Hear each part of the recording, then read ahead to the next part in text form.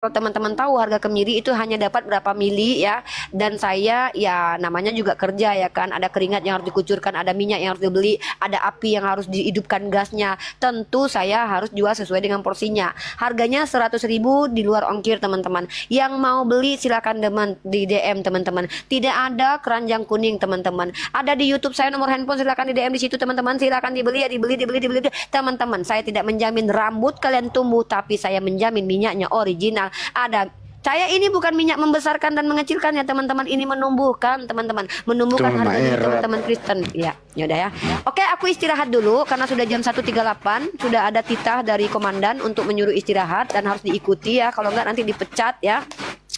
Mohon maaf kalau teman-teman Muslim dan Kristen, seandainya ada perkataan saya yang kalian walaupun tak mampu bantah dan kalian tersakiti ya, silahkan kalian temui saya, bantah saya. Saya berharap dimanapun saya berada, kalian mampu membantah dan saya akan perbaiki narasi dan diksi saya. Ya, yang teman-teman mau pesan minyak kemiri, silakan DM akun Unrifa 16, Unrifa 06 dan Unrifa bolehlah di sini nggak apa-apa, DM sekarang juga nggak apa-apa. Dan nanti teman-teman akan saya kasih nomor handphone, WhatsApp yang saya sendiri yang akan handle ya. Jadi mohon maaf teman-teman, sekali lagi. Dialektika lintas iman ini bukan sekedar bukan profesi tapi kewajiban, karena saya punya hak untuk membela kehormatan Nabi saya, membela agama saya dari tipu-tipu, dari syubhat, dari orang-orang yang membenci agama saya. Saya tidak berani mengatakan saya mewakili umat Islam, saya mewakili diri sendiri. Saya sebagai rakyat negara Indonesia punya hak beropini dan hak berpendapat dan hak berdialektika, membawa statement-statement yang insya Allah saya akan pertanggungjawabkan di dunia dan di akhirat. Jadi kalau teman-teman Kristen merasa tersakiti dengan diksi saya, bantah saya, kemudian tunjukkan saya salah, saya siap meminta maaf di ruang publik. Andai pun saya harus kalian penjarakan, silakan, saya harus tanggung itu, karena memang kalau saya salah. Nah, mungkin buat umat Islam, saya bukan representasi muslimah yang baik. Jadi jangan pernah ketika saya banyak bicara tentang agama, kalian sandarkan kepahaman agama kepada saya.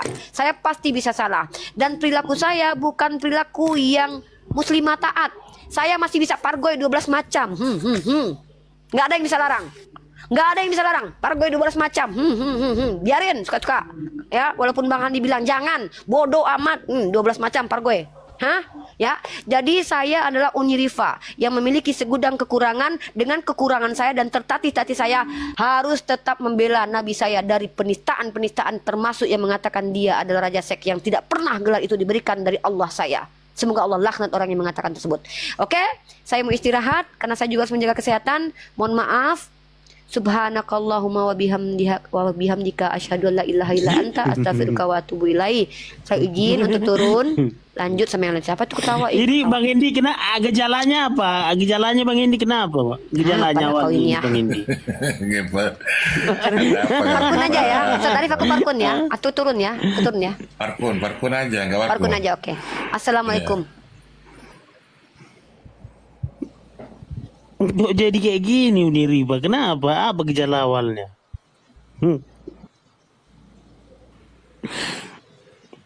Pak Dance, selamat malam, selamat siang, Pak Dance, selamat pagi. Iya. Selamat malam. Assalamualaikum. Assalamualaikum, Pak Dance. Waalaikumsalam. Pas, lu kenapa Pas? Sehat Pas? Alhamdulillah sehat. Kok alhamdulillah, kok enggak haleluya? Syukur, puji Tuhan, haleluya. Nah gitu dong. Kenapa sih kamu nggak mau pakai? Ya, kenapa? Ngerti nggak artinya alhamdulillah? Pas, lu ngerti nggak artinya alhamdulillah? Iya. Ngerti apa lah. itu? Ucapan syukur kepada Allah. Terus Tuhanmu siapa? Elohim Yahweh. Kenapa alhamdulillah lu pakai? Kan salah itu. Salah. Itulah saya bilang, sepanjang orang masih ada sisa-sisa akalnya berfungsi itu, ya sebenarnya itu orang nggak bisa jauh lari dari Muslim, dari ajaran Islam. Alhamdulillah itu bahasa Arab Bang Hen. Sebelum Al-Quran, ada tunggu dulu, sebelum ada Islam, alhamdulillah itu udah ada. Di mana, buku mana itu? Kitab mana itu? Coba tunjukkan. Nggak ada. Nggak ada itu. Nggak ada kata alhamdulillah sebelum ada Al-Quran. Ummul Quran pula lagi. Ada. Nanti saya kirim sama Bang Endi ya melalui WhatsApp ya. Dari Al-Quran itu. Selain itu nggak ada di luar sana. Kata alhamdulillah. Bagus. By the way, koin clean kok banyak-banyak kali. Ini benar nggak koin clean ini? Koinmu itu 4M, ke Mas. Kenapa kok merosotkan koin ke Mas? Aduh. Enggak, tumben koin clean. Biasanya tumben koin clean 100, 200, ini 4.000, 6.000. Adik saya tadi saya telepon soal bagi koin.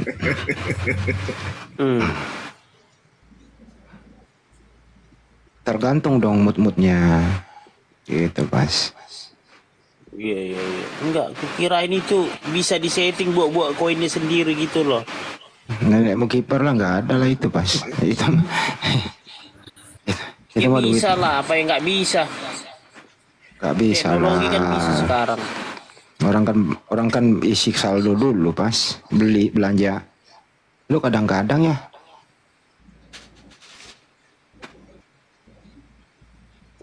Itu tiada yang mustahil bagi orang yang percaya kepada Tuhan Yesus gitu loh. Ya udah kalau gitu nggak usah gawe. Lu di depan rumah buka pintu, udah nunggu aja tuh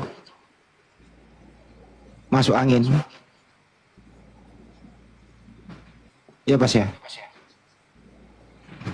Ya kerja lah, mana bisa orang makan kalau nggak kerja. Ya tadi kan katanya nggak usah. Ya nggak bisa lah, harus kerja. Duduk depan pintu aja, biar masuk angin daripada masuk Islam. Pagi-pagi. Dia pagi Pak Andreas. Ya, Pas. apa di itu ya? Pak Andreas agamanya apa Bang? Oh, saya Nasrani apa di banget itu. Memang ada agama Nasrani Bang? Nggak ada. Ya, ada apa? Kristen. Kristen Abang. Ya. Ya Kristen aja, bukan Nasrani Bang. Beda ya? Beda dong. Oh. Ya. Kaum Nasrani itu dari Nazaret nggak ada yang menuhankan Yesus. Oh begitu. Nggak ada. Orang Nazaret itu tidak mengenal gereja. Oh iya. Gereja itu kan Pak. Apa Bang? Gereja pada Indonesia. Rumah ibadah. Itu umat Kristen. Rumah ibadahmu namanya apa Bang? Hah? Rumah ibadahmu rumah gereja. Maksudnya tempat berkumpul. Kalau Yesus tempat ibadahnya di mana? Wah tidak ada tempat ibadahnya itu Yesus itu. Oh jadi Yesus nggak pernah. Jadi Yesus waktu itu nggak pernah ibadah gitu. Ya ini kita bedakan. Di sini kita bicara di dunia. Iya kan Yesus pernah hidup di dunia. Menurut Abang, Yesus waktu hidup di dunia pernah ibadah nggak dia? Kalau itu yang yang ini. Dikatakan Bukan saya yang nulis Pak Danca tadi udah. Menurut Anda, Yesus waktu hidup pernah nggak Yesus beribadah? Kalau beribadah tidak beribadah. Terus ngapain Yesus masuk ke sinagog? Ngapain kalau nggak beribadah? Ya maksudnya kan di situ mengajar. Oh, jadi dia masuk ke sinagog ngajar, nggak ibadah dia? Nah itu nggak tertulis itu. Oke. Kalau Yesus itu kira-kira waktu dia Bukit Getsemani itu berdoa dan sujud itu ngapain itu? Ya sudah dijelaskan itu berdoa dan sujud, berdoa apa lagi? Berarti Yesus ibadah dong. Ya berdoa dan sujud. Nggak berdoa itu ibadah atau ibarat? Ya sama ibadah. Saya ulang lagi Bang. Berdoa itu ibadah atau ibarat? Ibadah lah. Ada. Oh, udah nggak noise kali Bang. Hah? Siapa yang noise? Udah nggak ada yang noise kok. Ya udahlah diam kita semua. Siapa yang noise? Udah aku diam. Gue yang noise gue diam. Hmm,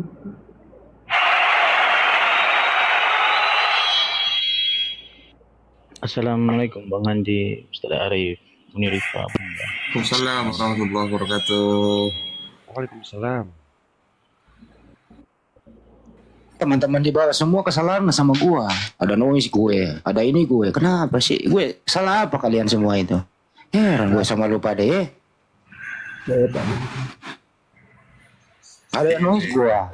Andreas ini. Aduh. Coba.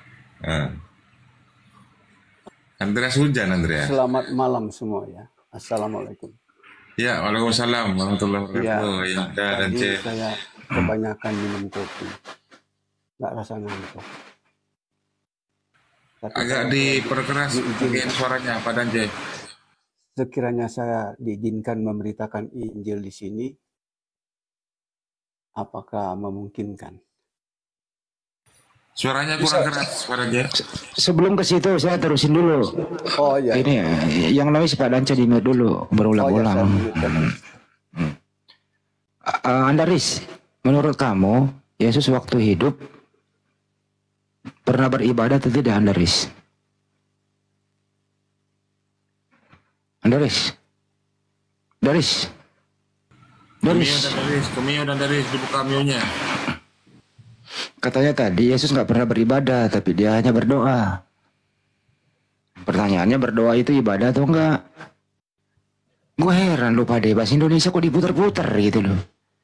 Nyatanya Yesus dia duduk, sujud, berdoa kepada Tuhan. Apa yang mengadakkan tangan ke atas? Andaikan cawan ini berlalu dariku. Doa itu ibadah namanya. Masuk ke sinagog, ngapain? Ngajar katanya.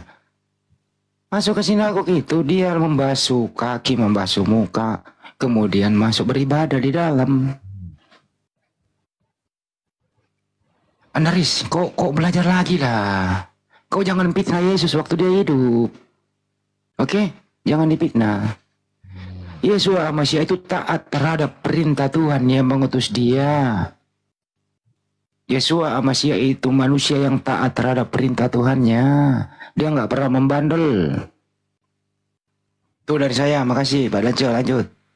Dia nggak bisa buka mute-nya, Bang Andi. Mungkin masih baru ini, Andreas ini. Saya mute tadi. Iya, oke. Selamat malam.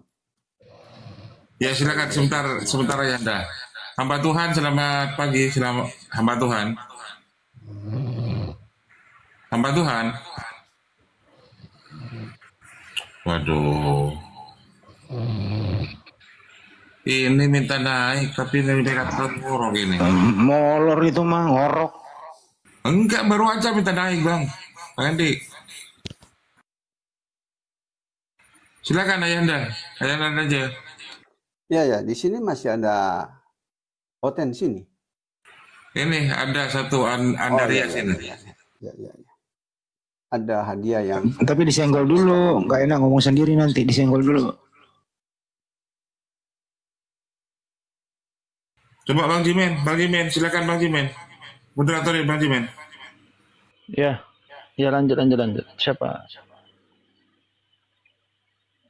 Pak Andreas, ada yang mau ditanggapi Pak Andreas? Buka mic-nya Pak Andreas. Nggak bisa itu, nggak tahu buka. Bisanya dia buka celana. Enggak, Pak Andreas ini udah berapa kali apa kok Pak Ustadz Arif live bisa kok dia pandai dia. Iya. Izin saya berbicara. Kedengaran suara saya? Oke. Iya. Saya hanya menyampaikan beberapa ayat yang berhubungan bahwa Yesus adalah utusan, bukan Tuhan dan bukan Allah.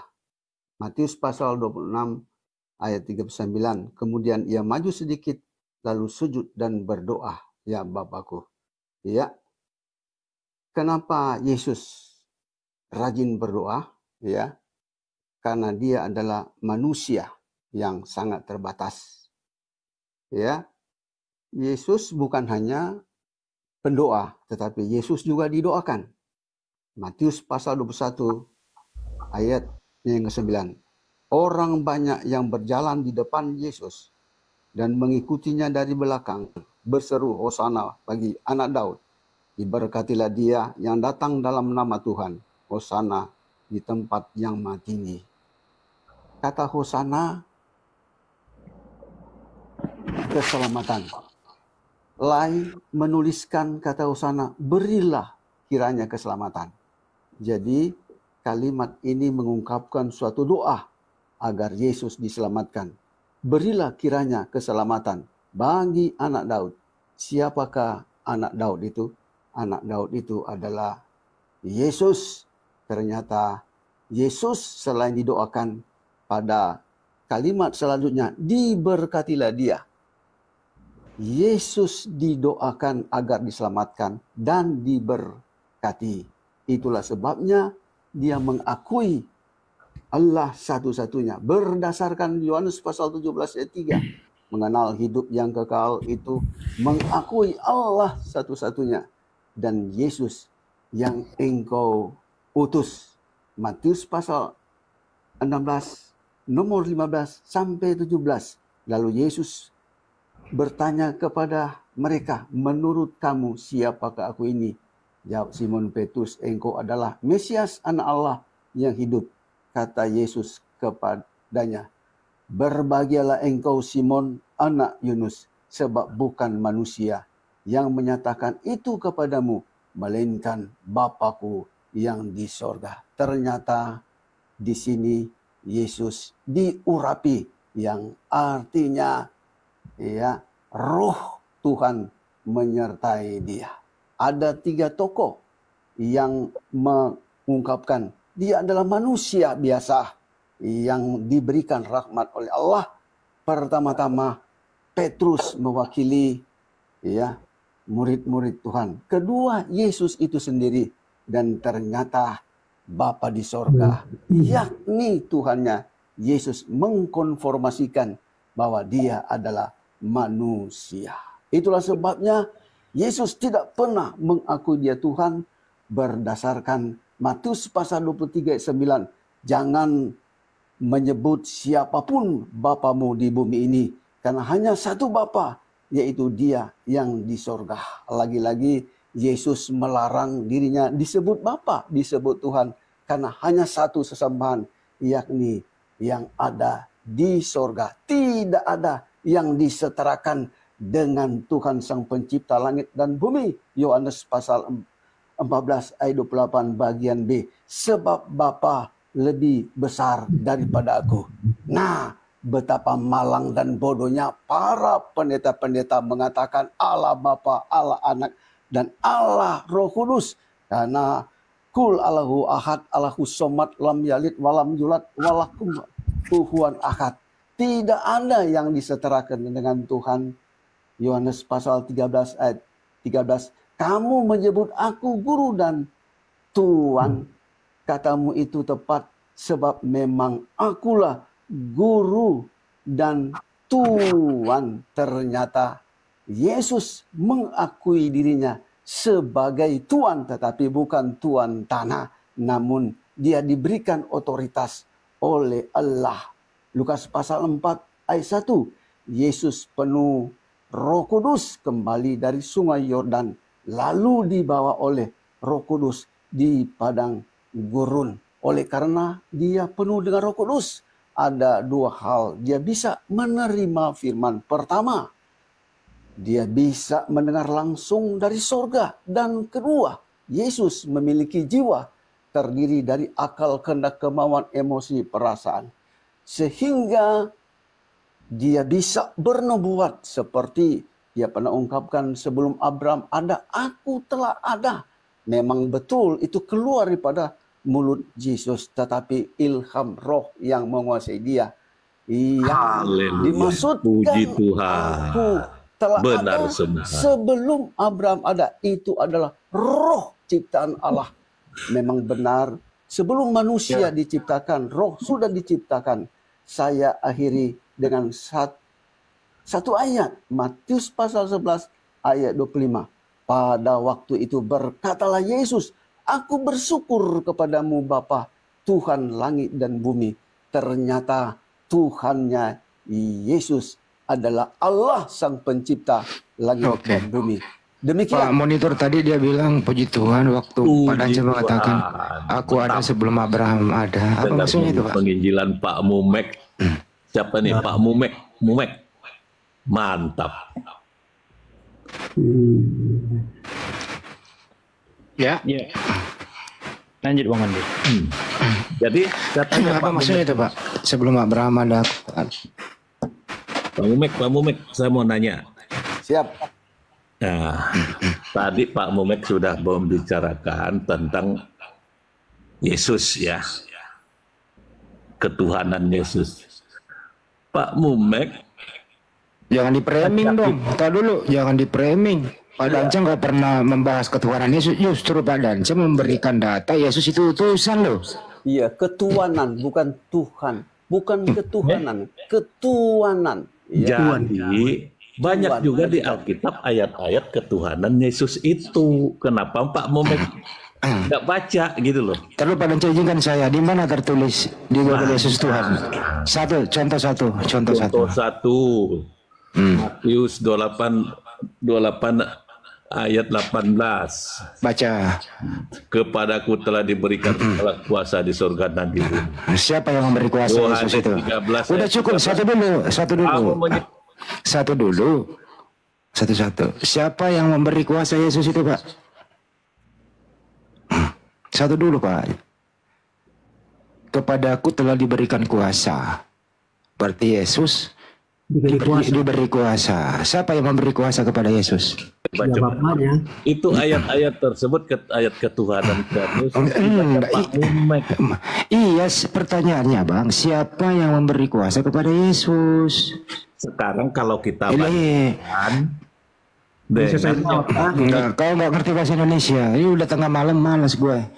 Saya ingin, ya siapa yang memberi kuasa kepada Yesus? Anda Coba saya jawab kan? Oke. Iya. Oke, maksudnya yang memberi kuasa kan jelas sudah dia berikan, segala kuasa di langit sudah diberikan, berarti namanya sudah diberikan, berarti ada yang memberikan. Siapa? Ini bahasa Indonesia nih. Siapa yang memberikan kuasa kepada Yesus? Ya, kalau kami itu namanya bapaknya, kalau itu Bapak, baik. sumber sama Oke, sumber. udah sumber Bapak yang memberi kuasa. Pertanyaannya, Bapak dan Yesus itu sama atau beda? Nah, jelas beda lah namanya Bapak. Beda, baik. Antara Bapak dan Yesus siapa yang Tuhan? Kalau masalah Tuhan itu maksudnya ini Tuhan. Saya ulang lagi bahasa Indonesianya.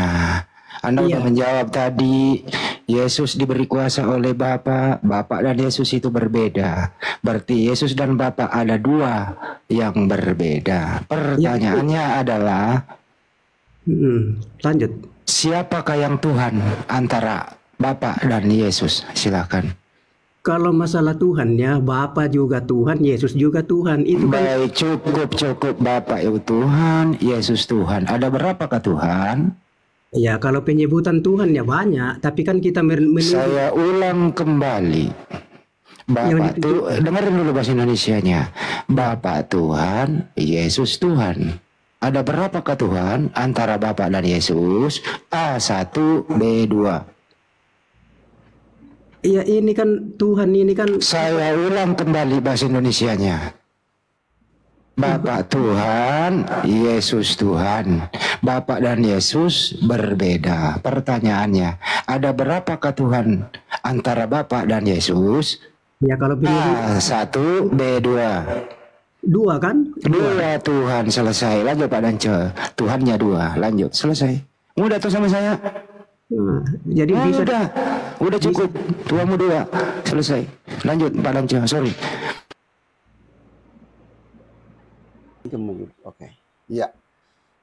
Karena saya ini adalah Bible berjalan, jadi izin saya hanya menyampaikan 3 ayat ya yang mengungkapkan bahwa Yesus tidak berkuasa lagi. Jadi judul yang saya sampaikan, kekuasaan itu ada kepada Sang Pencipta langit dan bumi.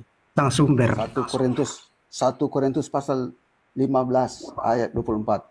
Kemudian tiba kesudahan, yaitu bila mana ia menyerahkan kerajaan kepada Allah Bapa sesudah ia membinasakan segala pemerintahan dan kekuasaan dan kekuatan.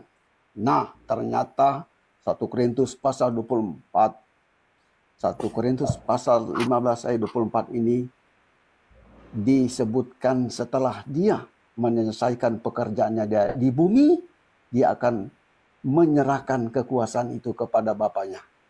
Mari kita melihat di saat mana dia akhir menyelesaikan pekerjaannya di bumi pada ayatnya yang ke-26. Musuh yang terakhir yang dibinasakan ialah maut. Ternyata dia setelah mengalahkan maut, dia pergi ke sorga. Itulah pekerjaan Yesus yang terakhir di muka bumi. Dia menyerahkan kekuasaan kepada Tuhannya, Bapaknya.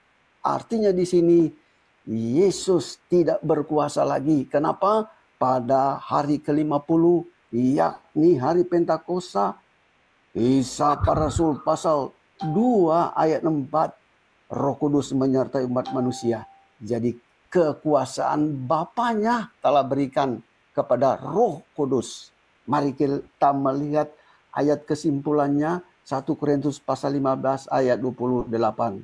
Namun kalau segala sesuatu telah ditaklukkan di bawah Kristus, ia sendiri sebagai anak akan menaklukkan dirinya di bawah Dia yang telah menaklukkan segala sesuatu di bawahnya. Supaya, dengarkan baik-baik saudaraku, supaya Allah menjadi semua di dalam semua. Dalam teks bahasa Yunani, supaya Allah menjadi pusat pemerintahan atas segala perkara. Jadi di sini Yesus tunduk kepada Tuhannya setelah Tuhannya menyelesaikan pekerjaan bagi Yesus. Demikian. Panjang Silakan Anda buka Bible Anda. Bang Andris. Gimana? Kepanjangan, tergantung yang mana Anda yang mau tanggapi, silakan. Saya menanggapi itu aja tadi kan, inilah orang yang susah dipahami orang-orang ini tentang antara Yesus itu dengan dengan Allah itu. Jelaskan sudah nyata, sudah dibilang inilah anak, berarti kan Yesus ini adalah anak, Allah ini adalah Bapa. Jadi kenapa dibilang sama? Itu loh. Ya kau yang bilang tadi beda. Ya, yang lain-lain, yang Kristen-Kristen. Enggak ada yang bilang sama, kau yang mengatakan beda. Beda memang. Siapa yang bilang sama? Beda. Maksudnya kepada umat Kristen perlu dibedakan itu konteks. Ini kan sudah bahwa Allah itu adalah Bapaknya Yesus. Bukan berarti Yesus itu adalah Allah sendiri. Itu loh. Jadi antara Bapa dan Yesus beda. Dua-duanya Tuhan. Dua-duanya Tuhan ya. Beda karena dia kan sudah bilang yang Yesus ini jelas-jelas bahwa dia beda. Ada tadi kau udah ngomong beda. Dengerin dulu. Tadi kamu ngomong beda. Dua-duanya Tuhan. Berarti Tuhanmu dua. Kan gitu. Kalau penyebutan Tuhan tidak masalah mau berapa, tapi maksudnya oknumnya harus memang dibedakan, jangan disamakan. Itu loh. Nah, kalau Tuhan ya kita juga bisa mentuhankan iblis ya. Menurut kamu bro, di umur berapa Yesus menyadari dirinya dia adalah Tuhan? Di usia berapa? Tidak pernah Yesus itu menyebutkan secara langsung ya dari mulutnya yang tertulis. Saya baca ya, tapi maksudnya saya ini adalah orang juga yang bukan terpelajar. Maksud saya, waktu Yesus hidup di dunia ini, dia menyadari nggak dirinya adalah Tuhan? Itu kan saya tidak pernah dapat itu ya, maksudnya. Nggak pernah, baik. Bukan dapat. Terus ibu, dengerin dulu. Terus ibu yang melahirkan dia, namanya Maria, ibunya tahu nggak kalau anaknya adalah Tuhan? Ya itulah makanya saya bilang itu secara literasi yang tertulis yang saya baca. Kalau dibilang mau diperinci omongan-omongan yang kayak kita begini-begini, ya ada yang tidak tertulis, ada juga yang tertulis gitu. Terus siapa yang ngajari kamu mengatakan dia Tuhan? Ya maksudnya kan dari definisi bahasa itu kan Tuhan artinya. Enggak, maksud gue gini loh Bang, siapa yang mengajari? Dengar Bang Andaris, siapa mengajari Andaris sehingga Andaris mengatakan Yesus itu Tuhan? Anda belajar di mana? Ya ini loh ya saya sampaikan ya. Saya mengatakan bahwa Yesus itu adalah Tuhan saya, tapi bukan berarti Yesus itu adalah sang sumber. tapi dia juga Tuhan saya. Karena kenapa saya katakan dia Tuhan saya? Karena saya percaya, saya ikut, saya tunduk takluk kepada dia. Kalau begitu mana lebih berkuasa, Bapa atau Yesus? Ya jelas Bapa yang lebih berkuasa. Bapa, baik. Atau Allah. Jadi Yesus sebagai Tuhan apa dia? Gimana? Wakil Tuhan dia. Nah, bukan begitu definisinya bahwa dia wakil. Bagaimana definisinya? Bukan seperti itu definisinya bahwa dia wakil dari Tuhan. Tidak, cuma kan sesuatu yang kepadanya kita tunduk, kita takluk, kita mengikuti, itu berarti Tuhan kita. Terus yang mana yang kau sembah antara Bapa dan Yesus? Kalau saya menyembah ya, soalnya dia ini kan secara apa namanya itu ya, kalau saya sembah Yesus ya sama saya juga sudah sembah Bapa karena berarti sembah ya. Enggak, kalau kamu menyembah itu menyembah kepada Bapa atau menyembah kepada Yesus atau menyembah dua-duanya? Menyembah dua-duanya. Dua-duanya, sembahmu dua kan gitu. Ya, dua-duanya umpama kan dua-duanya kau sembah. Nah, berarti kan Yesus ini adalah perantara bagi kami. Jadi kalau kami sudah sembah Yesus, ya kami juga sudah menyembah Bapaknya yang di surga karena ini kan berkesinambungan. Sambil menyelam minum air gitu ya. Wah, bukan, tidak seperti itulah. Maksudnya ini kan tadi kau bilang kalau menyembah Yesus ya menyembah Bapak juga gitu loh. Jadi sekaligus gitu loh.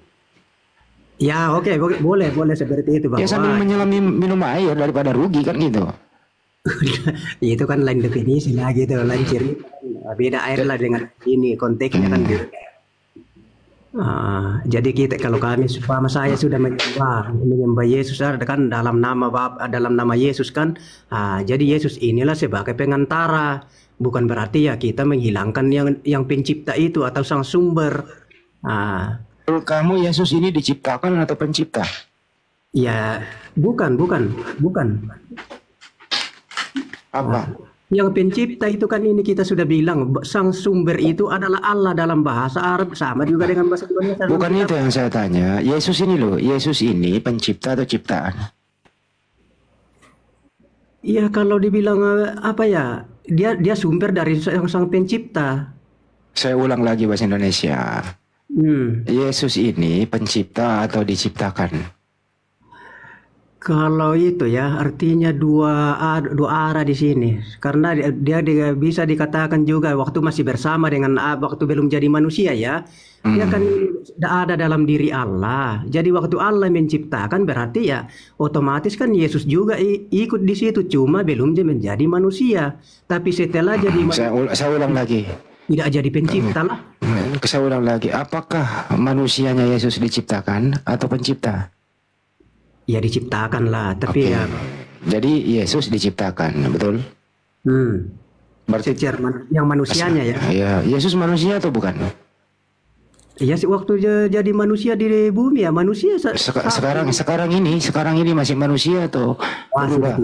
Sudah berubah namanya kan sudah ada naik ke surga. Mana bisa orang hidup di atas surga itu? Mana bisa? Jadi Yesus di surga bukan lagi manusia. Ya tidak seperti manusia lagi lah. Maksudnya kedagingan seperti ini kan seperti kita yang seperti ini, tidak seperti. Terus kalau begitu saya nanya, kemana anaknya Maria sekarang? Gimana? Kemana anaknya Bunda Maria? Nah itu Yesus sudah di mana sekarang? Kan sudah di surga kan? Yesus terangkat ke surga itu sama badan-badannya atau hanya rohnya saja?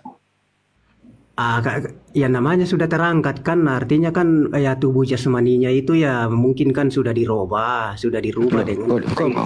Kok ngerubah anaknya orang? Loh kok merubah? Masa bisa ndak kalau kita kayak begini langsung terangkat ke surga dengan sama dengan jasmani kita yang sekarang Yesus hidup? Itu terangkat ke surga duduk di sebelah kanan. Ya, Lukas 22:69 kalau nggak salah. Mulai saat ini anak manusia duduk di sebelah kanan yang maha kuasa. Masih anak manusia dia di surga, bro. Ya itu kan cuma bahasa saja, maksudnya kan anak bahasa. Lukas 22 nomor 30. Kamu nanti akan makan dan minum semeja dengan aku. Yang duduk di meja itu manusia atau roh? Ya ini kan maksudnya sudah lain. Walaupun kita dibilang seperti manusia, ya kita kan masih awalnya manusia kan. memakai manusia. Itu kan dari kita, oknum dari kita itu kan manusia, hakikat kita kan manusia. Jadi ya disitulah kita pakai kata manusia. Tapi ketika kita di dalam surga, ya tidak mungkin lah seperti yang kita fisik kita ini. Begini saja bahasa Indonesia sederhananya. Menurut Anda, Yesus di surga, Yesus ini yang ada di surga sekarang ini, dia masih laki-laki atau bukan lagi laki-laki? Kalau itu kan maksudnya kita sudah kemana-mana itu, kalau kita sudah itu kan sudah tidak ada dijelaskan begitu bahwa kalau kita masuk di surga kayak gitu berubah ke kelamin atau bagaimana, ya saya tidak akan membahas ke situ. Tapi datanya tertulis di Wahyu 19 nomor 7. Di situ nanti kamu akan menyaksikan perkawinan anak domba. Pengantinnya sudah siap, sedia. Pertanyaannya, Yesus ini laki apa bukan laki-laki di surga? Ya itu makanya saya bilang tadi, kalau secara pembahasan itu yang tertulis secara original teks untuk membahas kelamin di dalam surga itu ya tidak ada ditemukan itu di kitab. Tetapi kalau di bumi ini ya Yesus waktu itu ya laki-laki lah. Oke, waktu di bumi laki, sekarang di surga masih laki atau enggak ada lagi? Ya laki-laki. Itu saya tidak bisa dapat referensi dari situ. Tapi menurut penglihatannya Yohanes di Pulau Patmos, Yesus itu laki. Karena dia akan menjadi pengantin laki. Begitu, gimana? Ya saya setuju lah kalau begitu. Maksudnya ini kan saya tidak ada. Berarti setuju, berarti Yesus itu masih berbentuk manusia di surga. Ya. Betul? Ya betul lah kalau maksudnya. Betul kalau begitu. Sekarang Anda pribadi nih, sebelum ke guru saya nih. Anda sendiri nanti kalau mati, kalau Anda mudah-mudahan Anda masuk surga, gitu ya. Anda nanti di sana itu berbentuk laki-laki atau hanya roh saja? Ya itu maksudnya kalau itu ya roh lah, kalau kita sudah masuk ke sana kan berbentuk roh. Tapi masalah jenis kelamin ya wallahu alam itu tidak ada tertulis itu. Pakai istilah lagi wallahu alam bisa. Ya tahu belum berubah ke kita punya jenis kelamin. Kan saya sekarang saya mati. Roh saya masuk ke surga, apakah berubah sudah jadi bagaimana atau bagaimana ya? Itu tidak ada tertulis itu. Ada. Izin. Ya silakan, Tuan Guru. Saya hanya menyampaikan satu ayat di sini. Apa suara saya kedengaran? Saya sudah lepaskan. Mantap. Mikrofon saya. Oke, lanjut ya. Oke. Yohanes pasal 1 ayat 14. Ini selalu dibawakan oleh para pendeta ya. Firman itu telah menjadi manusia. Nah, kata bahasa Yunani menjadi adalah egeneto, dalam bahasa Inggris ya, arise, nampak, lalu diassemble, dipasang. Jadi di sini firman bukan menjadi manusia, tetapi firman itu memenuhi manusia ya. Mari kita melihat arti firman yang sebenarnya. Logos. Firman di sini adalah logos. Logos adalah ilmu, ya. Firman yang diterima oleh Nabi dan ditulis, dijadikan kitab suci, itulah logos. Beda dengan rema. Rema suara langsung dari Tuhan, disampaikan oleh malaikat, diterima oleh Nabi atau Rasul, lalu ditulis, dibukukan. Jadi dari rema menjadi logos. Nah, mari kita membaca selanjutnya. Firman itu telah menjadi manusia dan diam di antara kita. Siapa kita ini jamak. Jadi firman itu memenuhi kita dan tinggal bersama kita. Bersama roh yang Tuhan anugerahkan kepada kita. Saya baca lanjut ini. Dan kita telah melihat kemuliaannya, yaitu kemuliaan yang diberikan kepadanya sebagai anak tunggal Bapa. Jadi di sini disebutkan kita telah melihat kemuliaan Bapa yang diberikan kepada Yesus.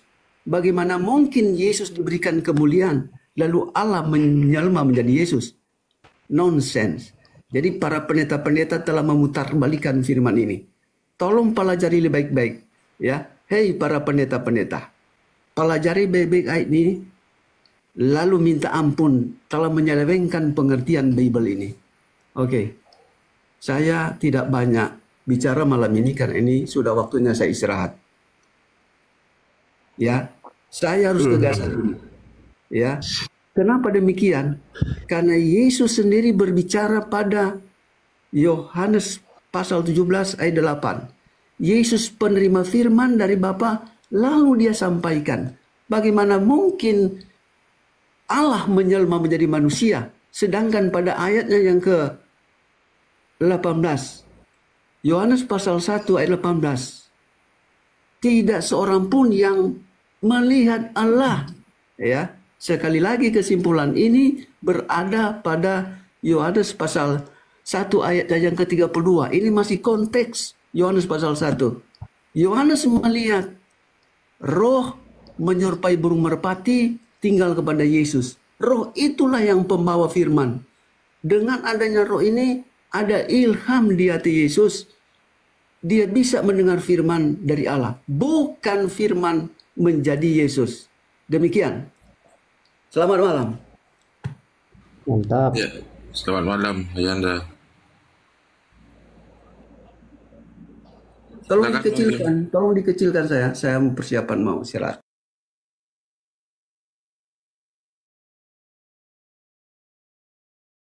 Men. Bang Jimen monitor, Bang Jimen. Bang Jimen.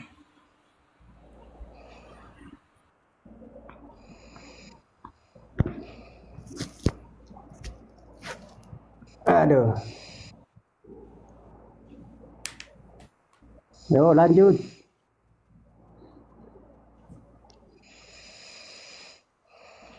Gimana Pak Andaris? Sudah hilang suaranya nih orang. Apa lagi ini? Jadi kenapa kamu masih beriman seperti itu, mengatakan Tuhanmu dua? Bukankah Tuhan itu cuma satu, bro? Iya. Kalau Allah itu cuma satu. Allah itu adanya kan, ntar dulu, Allah itu adanya di Al-Quran. Janganlah bawa istilah Islam. Saya pakai Bapak lah. Ya, Bapak aja. Oke, Bapak itu kan cuma satu. Oke. Ya, toh? Ya, terus Yesus? Ya, Yesus. Ya kan? Nah, tapi kalau ketika kita memakai kata Tuhan itu kan gelar. Gelar itu Tuhan itu. Jadi umpama kita, ya, siapa yang memberi gelar kepada Tuhan? Siapa kita tunduk? Siapa? Menurut Anda siapa yang memberi gelar Tuhan kepada Yesus? Ya umatnya yang memberikan Tuhan. Umatnya bukan Tuhan yang memberikan. Salah. Yang memberi gelar Tuhan kepada Yesus itu Paulus. Ya umatnya. Paulus. Saya kasih data ya. Saya kasih data ya. Di Roma 14 nomor 9, di situ Yesus mati dan bangkit kembali supaya menjadi Tuhan. Oke, itu kan Paulus ini kan termasuk pengikutnya atau rasulnya? Enggak. Paulus sama Yesus kagak pernah ketemu. Justru Paulus ini waktu masih nama Saulus menganiaya, membunuh pengikut Yesus. Justru dia itu lawannya, enggak temenan, dia lawannya. Tapi setelah dia bertobat di mana? Loh, itu kan ada itu. Itu namanya enggak bertobat, itu tambah menjadi-jadi. Malah justru menjadikan tadinya Yesus ini utusan Tuhan, dia jadikan Tuhan. Itu nggak bertobat, itu namanya tambah menjadi. Nah, itu tergantung dari yang apa itu ya, yang apa, tergantung lah dari yang menanggapi itu. Ya tertulis kan, Bang, data Bang, kami ini data loh kita pakai. Iya betul data, tetapi untuk mengimani data itu atau untuk menyimpulkan, untuk menafsirkan, ya itu kan tergantung penafsiran orang. Seperti saya, ya dengan abang itu ya berbeda lah kita penafsiran. Saya nggak nafsirkan, saya baca apa adanya, tidak ditambah, tidak dikurang. Saya juga kan baca, ya kan? Tidak mungkin saya tidak baca, saya juga baca, tapi di dalam menanggapi itu atau memaknai mengerti dari itu ya kita berbeda-beda. Tidak mungkin kita bilang wah harus sama. Nah, sama juga dengan saya ini. Menurut kamu Tuhan itu maha kuasa enggak? Apa? Menurut kamu Tuhan itu maha kuasa enggak? Ya tergantung sosoknya dulu. Tuhan ini kepada siapa? Kepada Yesus. Kepada Yesus yang kau tuhankan itu. Yesus maha kuasa enggak? Ya maha kuasa dalam apa? Itu kan maha Oke, kuasa. maha kuasa. Adanya maha kuasa dalam apa? Ya dalam Oke. pengampunan dosa. Ya. Waktu dia hidup di dunia, Yesus berkuasa nggak? Iya berkuasa. Soalnya dia Oke, kan baik, ada berkuasa. maha kuasa dari segi apa? Waktu Yesus hidup di dunia ini, siapa yang menguasai pemerintahan? Iya makanya saya bilang kuasa Kok ini. makanya? Diulang dulu bahasa Indonesianya. Jangan kita pukul rata. Dengerin dulu bahasa Indonesianya. Waktu Yesus hidup di dunia ini, siapakah yang menguasai pemerintahan? Ya pemerintahan di mana? Waktu di negaranya Yesus. Oh di negaranya Yesus dalam pemerintahan apa dulu? Kita kan lihat Pemerintahan dalam pemerintah kah, urusan pemerintah kah atau urusan yang lain-lainnya itu kan ada porsi masing-masing bukan? Oke, kalau begitu saya tanya, saya permudah bahasa Indonesianya. Siapakah yang berkuasa di negaranya Yesus waktu Yesus hidup? Makanya saya bilang berkuasa dalam apa dulu? Berkuasa dalam hal pemerintahan. Loh bukan Yesus yang jadi presiden atau perdana menteri waktu itu? Berarti bukan Yesus yang berkuasa, jadi tidak maha kuasa dia. Loh, berkuasa dalam apa dulu? Dalam segala hal. Kalau dalam segala hal ya tidaklah. Maksudnya kan dia sudah ada bagian masing-masing. Jangan kita samakan. Nah, tunjukkan apa bagiannya Yesus. Anda mengatakan dia maha kuasa. Oh, maha kuasa ya waktu itu ya. Dia kan itu juga ada. Dia mengumpulkan murid-muridnya, dia membimbing murid-muridnya, dia mengajar murid-muridnya, kemudian dia melakukan mujizat. Itu kan kuasa namanya itu. Siapa yang memberi kuasa kepada dia itu sehingga dia bermujizat? Ya itu dari Allah. Oke, berarti yang berkuasa waktu itu siapa? Yesus atau Bapak? Dari Bapaknya itu dilaksanakan. Ya, mana lebih berkuasa, Bapaknya atau Yesusnya? Ya namanya kita itu fokus kepada sang sumber atau sang pencipta. Itulah berarti yang Yesus ini menerima perintah dari yang mengutus dia, betul? Betul. Terus Yohanes 5:30 Anda pernah membacanya? Nah, coba baca. Aku tidak dapat berbuat apa-apa dari diriku sendiri. Nah, itu sudah. Melainkan kehendak Bapa yang mengutus aku. Nah, berarti jelaskan? Jelas berarti Yesus tidak bisa berbuat apa-apa, tidak berkuasa dia. Dari dirinya sendiri. Iya, dari dirinya sendiri. Tetapi oleh dia yang mengutus aku. Berarti Yesus utusan. Nah, betul kan apanya yang ada di situ? Berarti Yesus utusan, bukan Tuhan. Lu bukan Tuhan. Bagaimana sih? Tuhan, pahami dulu ya. Makanya saya bilang Tuhan itu bukan berarti. Iya. Bukan sang sumber. Yang sang sumber itu adalah Allah. Tetapi Allah lagi Bapak. Yesus kan Allah itu Tuhan, setan juga Tuhan kalau kita mengikuti. Setan juga Tuhan. Loh, maksudnya kepada orang-orang yang mengikuti kan berarti dia mengutuhankan setan itu loh. Tapi jadi Tuhan itu bukan berarti kita merujuk langsung. Sekarang saya mundurkan 5 langkah sebelum orang pada ngantuk. Yang mana yang kau sembah? Sembahan utamamu yang mana? Sang sumberkah atau utusannya Tuhan kah? Menyembah kepada sang sumber melalui anaknya Yesus Kristus. Itu tidak bisa dipisahkan itu. Oke, baik. Di mana ada perintah menyembah harus melalui Yesus? Yesus kan ini kan maksudnya dia sebagai tauladan kami. Itu sebagai Bagaimana caramu menyembah kepada Bapa melalui Yesus? Ya, ketika kami memuji, menyembah, memuliakan di dalam nama Yesus. Itu caranya, saya nggak bilang memuji. Cara kamu bagaimana? Lompat-lompat kah? Baring-baring kah? Duduk kah? Tengkurap kah? Caranya. Caranya itu masing-masing. Yang penting namanya menyembah. Cara kamu jangan mewakili orang lain. Nggak usah wakili keluargamu. Caramu menyembah bagaimana? Ya, saya menyenangkan hati Tuhan itu ya. Caramu, gerakanmu. Iya, saya uraikan. Pertanyaannya ini saya kasih pilihan. Cara kamu menyembah kepada Bapa melalui Yesus. 1, main gitar. 2, lompat-lompat. Boleh. Berdiri saja. 4, baring-baring. 5, manjat pohon. Ya, kalau saya bisa memakai gitar, bisa menyanyi-menyanyi, yang penting di dalam memuji, menyembah. memuliakan boleh. Oh, menyembah. Jadi pakai gitar yang penting. Pertanyaan saya, waktu Yesus menyembah kepada Bapaknya, apakah Yesus pakai gitar? Loh, ini kan makanya saya bilang, ini kan kita bedakan. Yesus dengan kita sama enggak? Yang ngajarin Kenapa kamu kita harus mengambil dan yang ngajarin kamu menyembah pakai gitar siapa? loh, ini kan ada di dalam Mazmur itu, pujilah Tuhan. Mazmur Tuhan dengan kecapi, dengan nyanyian. Kenapa nggak pakai kecapi? Kenapa pakai gitar? Nah itu kan kecapi itu sudah bagian dari kita. Beda, kecapi nggak ada bassnya. Kecapi nggak ada bassnya. Kecapi dua kali. Dengerin. Kecapi itu dua senarnya. Kalau gitar itu ada 6 senarnya. Gue ini gitaris loh. Iya, tapi kan mengeluarkan bunyi yang enak, makanya dikatakan sangka kalah dengan gitaris lu lah, yang merdu. Gue gitaris, gue drummer juga loh. Jangan awas lo sama gue lo. Man kecapi lu sampai di gitar. Man lu nanya dulu man, enggak ada ilmunya ini man. Lu coba dulu man ya Mas man. Ambil kecapi man. Iya. Tapi gitar merdu. Gimana Pak?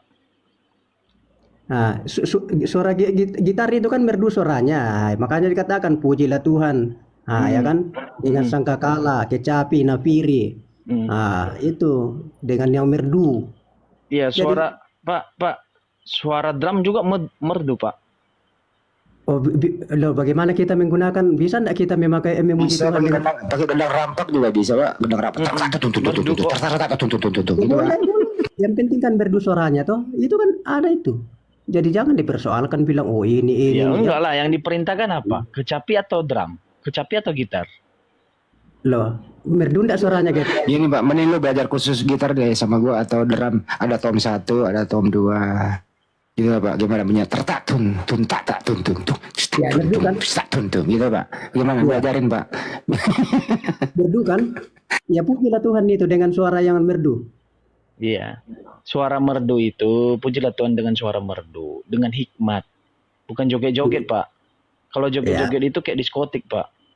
Ya. Loh itu kan hanya dari yang kita. Bapak tahu nggak? Sebelum Yesus lahir, dengarin dulu Pak.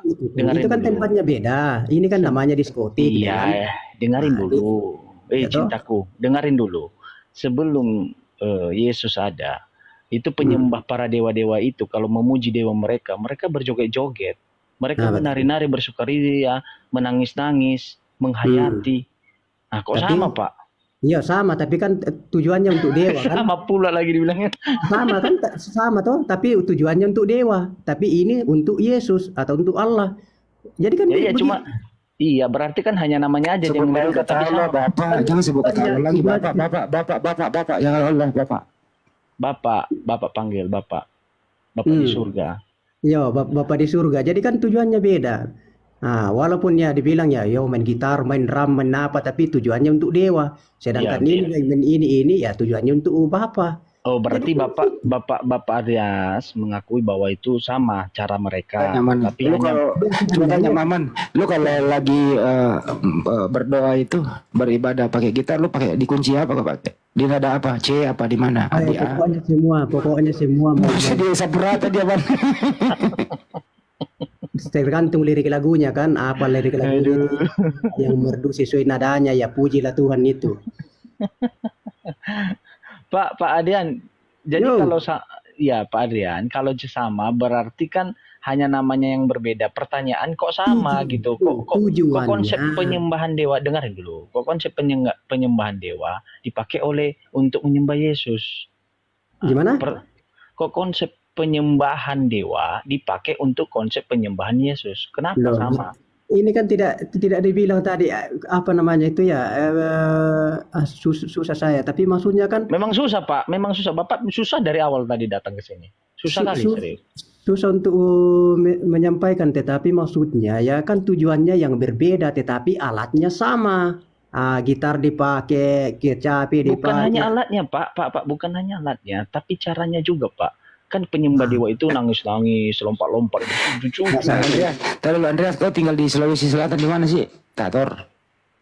Oke, di Kopi. Di Tator ya? Roger.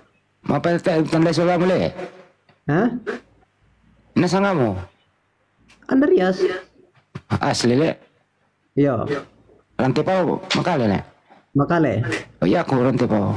Oke, ya lanjut. Oke, lanjut man. Jadi jadi gini Pak.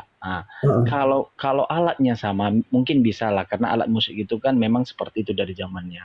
Masalahnya Yesus hadir itu agar tidak ada sistem penyembahan dewa-dewa lagi. Iya, maksudnya tidak ada. Dengarin dulu. Bukan penyembahan lagi ke dewa. Iya, dengarin. Biar tidak ada lagi sistem cara-cara penyembahan dewa-dewa lagi, hidup kembali di zaman dia. Tiba-tiba dia telah tiada, dihidupkan lagi para pengikutnya. Nah, gimana itu Pak? Berarti mereka melawan perkataan Yesus tuh, pengajaran Yesus. Tapi kan maksudku ini kan tujuannya lagi ke Yesus, bukan tujuannya lagi. Iya, saya tahu Pak. Gini.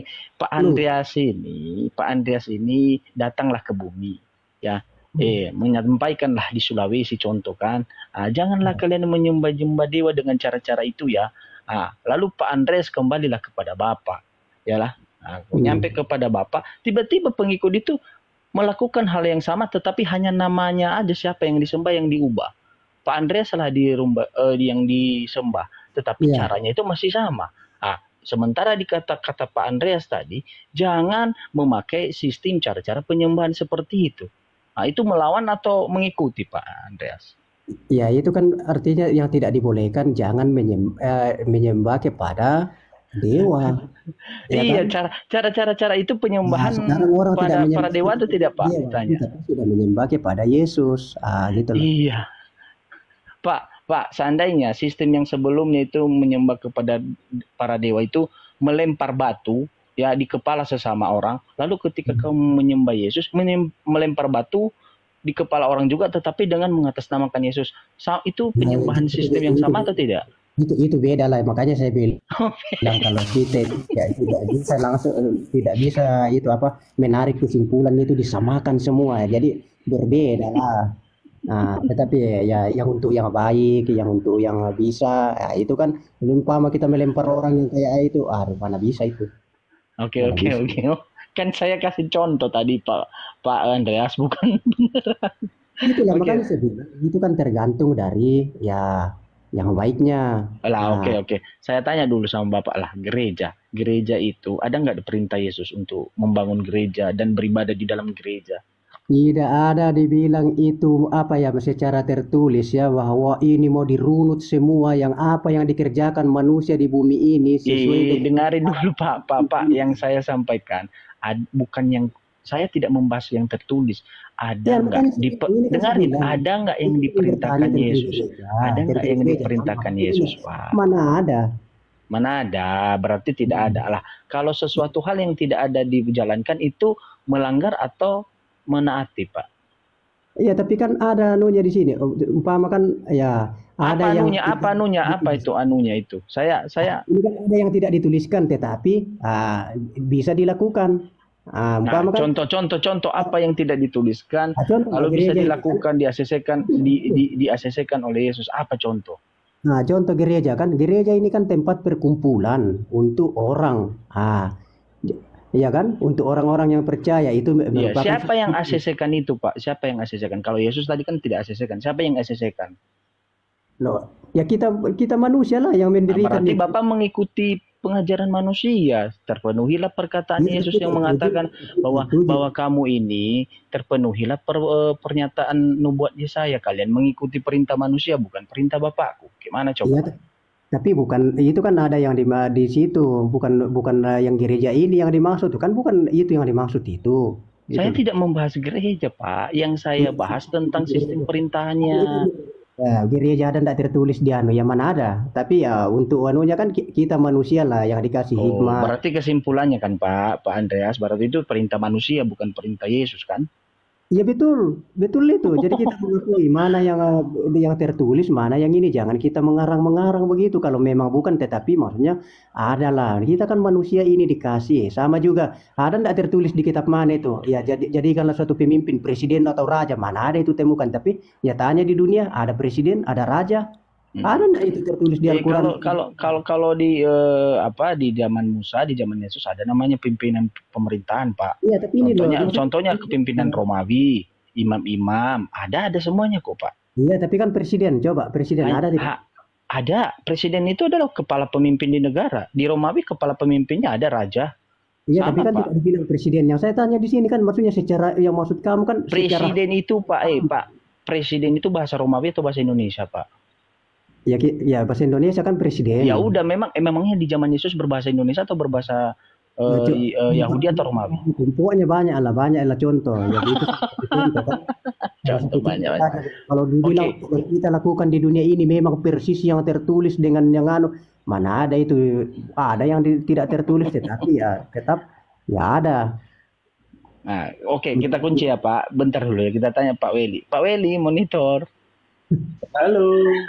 Ya, gimana tanggapan Pak Weli dengan kata Andreas, walaupun tidak tertulis di Bible, kita bisa berbuat apa saja gitu. Yang penting untuk kebaikan diri kita sendiri. Itu karena sistem negara Bang mengatur. Sekarang Abang nanya tadi gereja. Abang ngerti nggak gereja terbentuk dari mana? Apa? Tadi kan sempat banyak pembahasan sebenarnya. Saya bingung juga. Enggak banyak pembahasan tentang gereja dulu. Gereja. Gini dulu, Pak Weli, saya harus berangkat dulu dari awal juga. Sama dengan pertanyaan yang sama dengan Pak Andaris. Bentar dulu ya Pak Andaris ya. Oke, lanjut. Pak Weli, ya. Di dalam selama Yesus hidup, selama Musa hidup, selama Bapak berkata kepada Musa dan Yesus, ada nggak kira-kira perintah bahwa haruslah berdoa atau bergumul di dalam suatu gedung yang namanya gereja? Ada nggak perintah? Jadi Abang, pada pernyataan Abang ke situ di satu paket Musa nggak ada Bang? Tidak ada. Kalau di zaman Yesus ada nggak? Apa? Ada Bang. Di mana ayatnya? Coba. Abang tahu nggak sinagoge? Apa? Itu awal sinagoge. Kurang jelas. Sinagoga.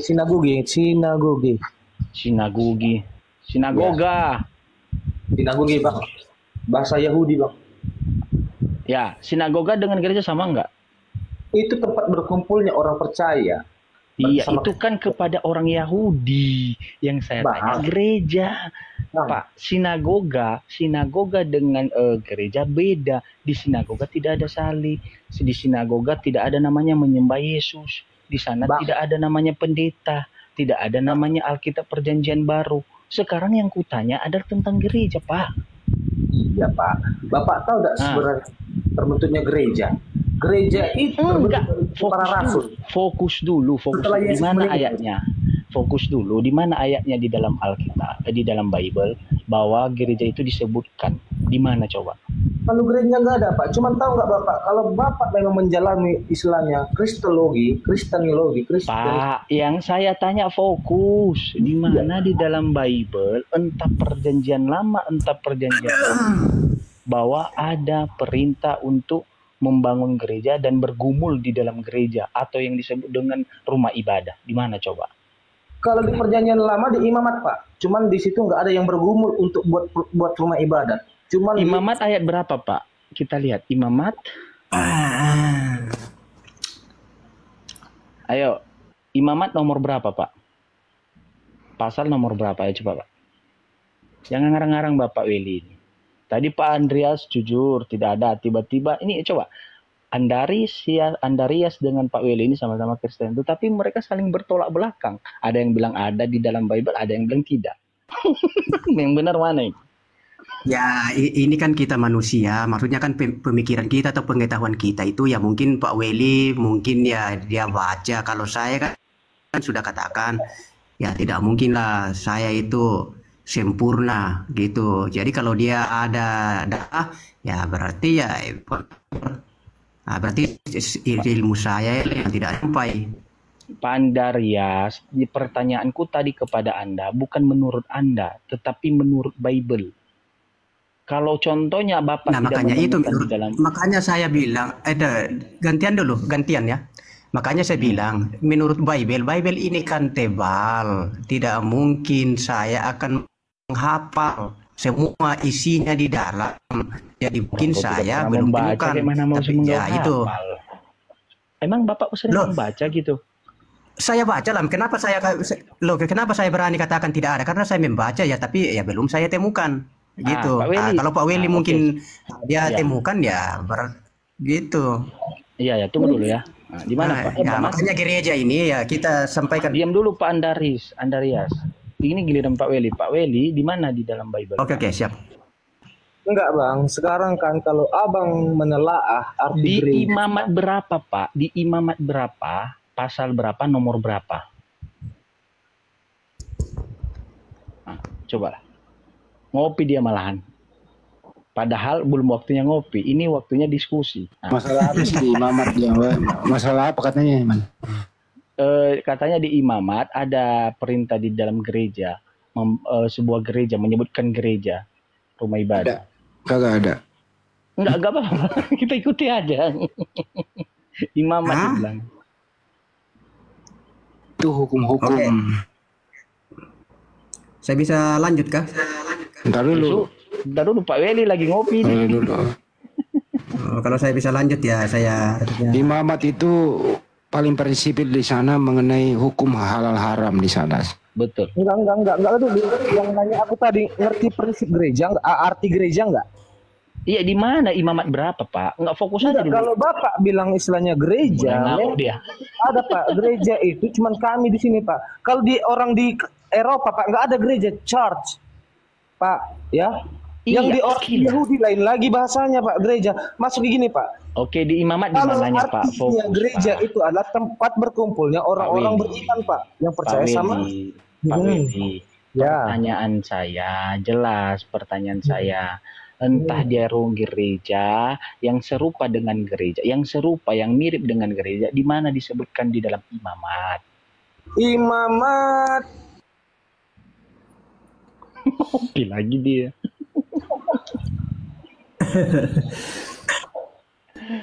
Pak Weli. Ya. Nah, di mana kalau Pak Andarias tadi jujur tidak ada. Pak Weli. Nah, di mana Pak Weli? Imamat 26 ayat 11. Kemah suciku. Kemah suciku berarti tempat berkumpulnya. Kemah suci. Kemah suci itu bukan gereja, Pak. Nggak ada salib Gereja sana. itu bilang, Pak. Gereja itu Pak, adanya manusia yang bikin Pak. Sama kayak kalian masjid. Ada dulu masjid? Kutanya dulu. Jalan Musa? Ada. Jalan Musa? Ada. Di mana? Ada. Bikin hadisnya. Masjid di Haram ada. Hadis. Hadis Zaman Musa ya. Nabi Muhammad sallallahu alaihi wasallam. Bukan zaman Musa. Dulu. Emang kita pengikut Nabi Musa. Lah, kalian kan ada Zabur. Hukum kami Islam itu Al-Quran, bukan Zabur. Kalau kalian istilahnya menanyakan tentang Muhammad sama Yesus, boleh Pak. Gimana? Kau tahu Kalian lah. menanya. Kau tahu lah kau lebih baik kau ke sawah besok pagi-pagi. Nanti kau di sini dia mainin emak lo besok pagi gitu loh. Iya. Dia emak kamu nggak diskusi nggak ngaco kamu itu. Teke emak kok gereja. Kalau masjid itu ya jelas Nabi Muhammad Shallallahu Alaihi Wasallam membangun masjid. Tempat ibadahnya Nabi Muhammad ya masjid. Umat Islam masjid. Yesua sama Syiah tempat ibadahnya bukan gereja tapi sinagog. Kalian gereja gitu loh. Iya. Kami umat Islam tidak berdasarkan ke Mazmur atau Sabur, apalagi Torah dan Injil. Enggak. Sumber dari segala sumber umat Islam itu Al-Quran dan Sunnah. Tapi kami mengimani itu pernah ada di zamannya gitu loh. Tapi bukan sumber kami di sana. Kamu ini yang plagiat. Semua nabi kau sebut, kau comot-comot. Padahal nabi yang kau maksud itu berbeda Tuhan dengan kau. Berbeda tempat ibadah pula lagi. Udahlah kau ke sawah besok ya. Perbaiki dirimu di sana. Lanjut. Jadi kan perbedaan Pak Andreas, open mic. Buka mic-nya Pak Andarias. Pak Andarias buka mic-nya. Jadi kalau namanya kemah itu di zaman Yesus itu maupun di zaman Musa. Waduh, turun ke bawah ya. Itu di zaman Yesus atau di zaman Musa itu tidak ada dalamnya salib. Orang itu duduk berkumpul sambil membacakan ayat-ayat suci atau sambil bergumul berdoa. Di dalam gereja ada alat musik, ada lompat-lompat kayak penyembahan dewa-dewa. Ya, ada namanya simbol-simbol. Di dalam kemah suci tidak ada. Di bait suci yang dibangun Yesus tidak ada. Ya, jangan dikarang-karang. Ya, kosong di dalam isinya. Bahkan ketika masuk di dalam kemah suci atau di bait suci, Yesus mengajarkan basuhlah kakimu. Ya, lepaskan kusuk kakimu. Di dalam gereja bawa sepatu. Ya, belum cebok pun juga masuk aja di dalam. Ya, wanita yang lagi waktunya lagi PMS masuk aja di dalam. Padahal itu adalah rumah suci. Ya, jadi jangan diapain gitu. Jangan disama-samakan, itu menyamanyamakan gitu. Andreasnya belum ada ngasih permintaan, tiba-tiba dia kepental. Gereja itu dari bahasa Yunani.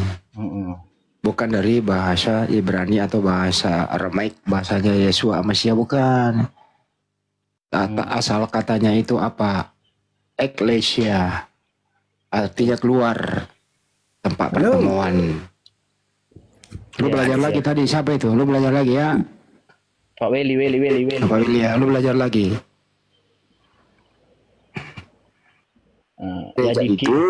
Gereja itu cenderung ke Yunani. Gak ada hubungannya dengan tempat kelahiran Yesua Masia. Gak ada hubungannya, gak ada urusan di sana ya. Oke.